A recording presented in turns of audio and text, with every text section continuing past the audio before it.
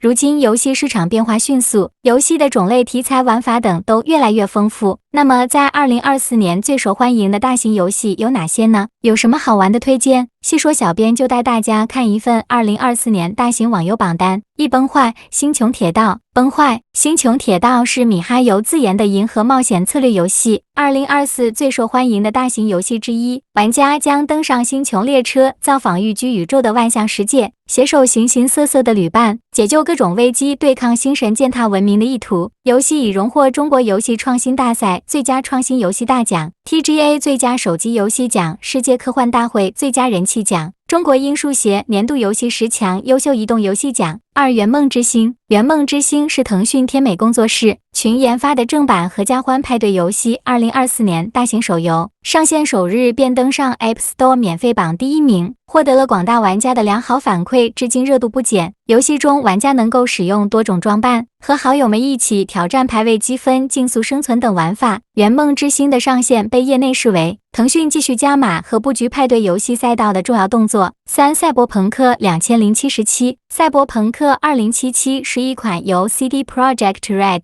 开发的动作类开放世界角色扮演游戏，曾荣获科隆展最佳 PC 游戏、科隆游戏展最佳角色扮演游戏、科隆游戏展消费者最期待游戏、最佳索尼 PlayStation 游戏等多项荣誉，并入选2024年大型游戏排行榜前10。媒体评价称，丰富的剧情演出、宏大的世界观、变化莫测的战斗系统、高质量的关卡设计，无不让人流连忘返。使命召唤手游。使命召唤手游是一款大型多人在线第一人称射击类游戏，由动视和腾讯联合推出。游戏以高质量的视觉效果，高度还原使命召唤系列的经典玩法以及地图角色。游戏现有经典爆破个人竞技、冲锋团队竞技、热点战术、团队竞技、据点争夺等常驻模式，以及躲猫猫、狼人迷踪等休闲模式，还有100人大地图的战场模式和多种 PVE 挑战模式。反恐精英2。2024年大型网游前作为反恐精英，全球公式由 Valve 采用起源2 Source 2引擎开发，曾荣获 TGA 最佳电竞游戏提名。从目前实际体验来说， CS2 并没有给人一种新游戏的感觉，因为玩家基本上不会有适应期，老玩家可以找到自己的舒适区。新版本中有熟悉的地图和配对模式，以及经过改进的 Premium 模式，游戏对新玩家同样友好，可以循序渐进的游玩。无畏契约。无畏契约 Valorant 国服由拳头游戏开发制作，腾讯代理，定位第一人称射击网游。国服上线时间是在2023年7月12日，运营至今热度不减，堪称2024最火的大型游戏之一。腾讯游戏高级副总裁马晓一表示，无畏契约是腾讯近2年发行的非常重要的产品，会把无畏契约作为全球战略级产品，长线投入，共同推动电竞 IP 生态等全方面发展。